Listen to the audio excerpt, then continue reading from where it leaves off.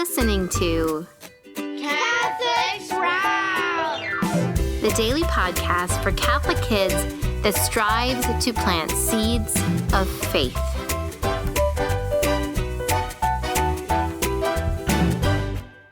Greetings, young Squire Sprouts. Today is the third day in the fifth month in the year of our Lord 2025.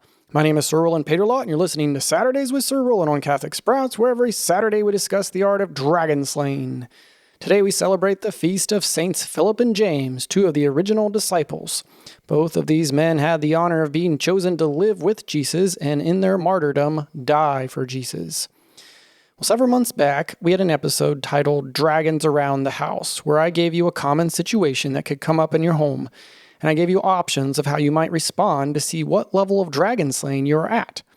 Many people wrote to me after that and said, "More Dragons Around the House episodes, please." Well, ask and you shall receive. So here is today's Dragons Around the House scenario.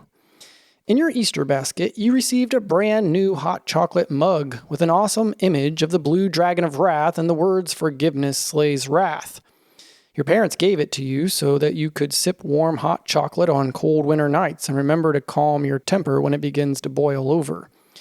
When you first saw the mug, you were overwhelmed with joy and pronounced, "This is the coolest Easter basket gift ever."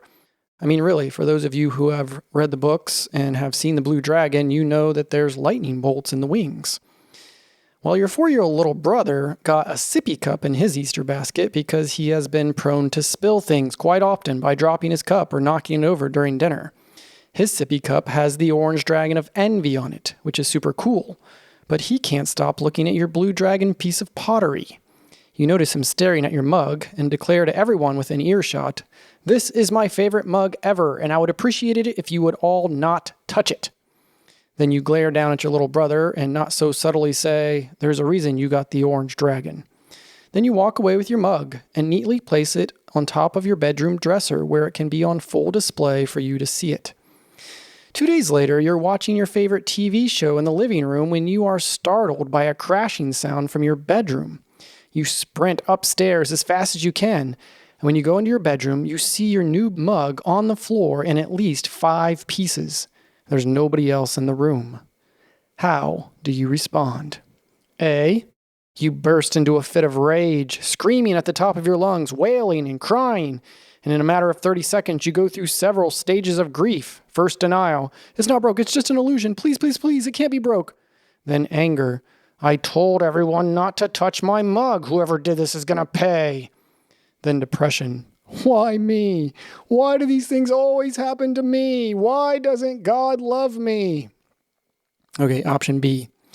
Seeing your broken mug, you automatically assume it was your little brother who was enviously eyeing your mug at Easter because he got the orange dragon sippy cup. Then in your fury, you vow to make him pay. He hurt you, you hurt him worse. You burst into his bedroom and grab his favorite stuffed animal, a killer whale named Killy, that he got at SeaWorld when he was 2 years old.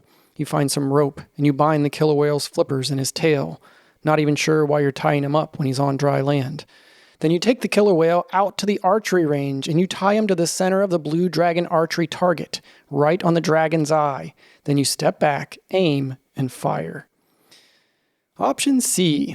You assess the situation and yell for your mom and dad. They come running up the stairs because of the panic in your voice, and they ask what happened and who got injured. You point to your broken mug with a smug look on your face. Your mom, after breathing an internal sigh of relief and hanging up her phone before dialing the last one, calls your little brother. Your dad goes back downstairs and continues to watch his baseball game. Your little brother crawls out from under your bed holding his sippy cup. Your mom asks him if he broke the mug, and with tears in his eyes, he shakes his head yes. She asks him why, and he says, "I just wanted to sit my orange mug on the dresser so it could be next to my brother's mug, but I lost my balance and knocked over the mug." Your mom tells him to apologize, and he does.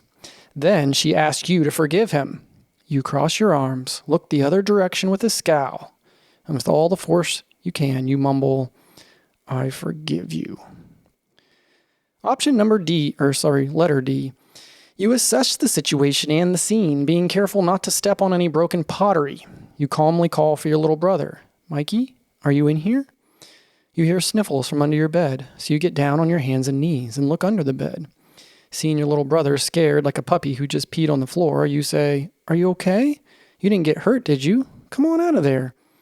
He crawls out and you help him calm down and then politely ask him to tell you what happened. He does. And you respond, "It's okay. It was just an accident. I forgive you. It's only a mug. I'm just glad you didn't get hurt." Seeing that he is still shaken, you say to him, "You know what? I heard about this ancient Japanese technique called kintsugi. Let's go to the local library tomorrow so we can research it. It involves a special golden glue that can fix the mug and make it look even better than it did before. Maybe Mom can help us find the ingredients and we can fix this together." Then you go on to explain to your little brother that God can take our worst mistakes and use them for an even greater good if we allow Him to heal us and ask for mercy and forgiveness. Okay, which option did you choose? If you chose option A, then you have reached no level of dragon slaying. You have no control over your emotions, and the blue dragon has you in chains, causing you to burst into temper tantrums and fits of rage whenever anything goes wrong. Ask your parents to help you deal with your emotions, and maybe stop to think about why they gave you the mug with the blue dragon on it in the first place. If you chose option B, then you still have reached no level of dragon slaying, and you are literally best buddies with the blue dragon. You're riding this dragon, like Rolland did in Chapter 6 of the Blue Dragon of Wrath book, Thunder Rolland. I suggest you go read that book after going to confession. If you chose option C, you have reached the first level of dragon slaying. You called for help before doing anything too rash. You were obedient to your mom even though you had no desire to forgive your brother. Forgiveness is not a feeling, it is a choice, and you at least made the choice to forgive. Good job. Keep striving, and when anger boils up in you next time, remember that you cannot hide from the dragon's toxin. Either slay or be slain, there's no third option. If you chose option D, you are a dragon-slaying legend and are certainly in the running for Big Sibling of the Year. When you are well trained in the art of dragon slaying, a wonderful thing happens. You automatically start inspiring others to slay dragons. All dragon slayers want to pass on their wisdom, and if you do, your life will flood with joy, and the dragons will be extremely annoyed with you, which is always a good thing. So this week, my challenge for you is to look for an opportunity to teach someone else a lesson in dragon slaying.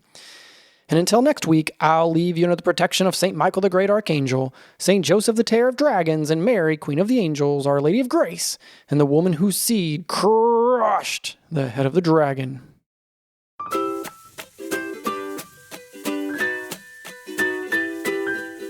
That's it for Catholic Sprouts today. We'll be back tomorrow, but until then, continue to grow in your faith and truly sprout into the beautiful creation that God created you to be.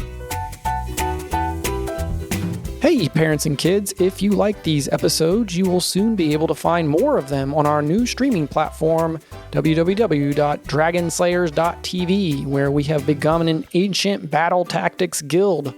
We plan to put a lot of great faith formation in there from many past episodes and upcoming new ones. So, if you haven't already, please sign in today to get free access to all of our new content as it comes out. That's dragonslayers.tv. We'll see you in there.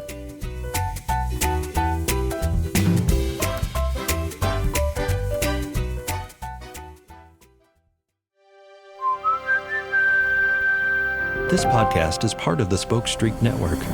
For more great podcasts, visit spokestreet.com.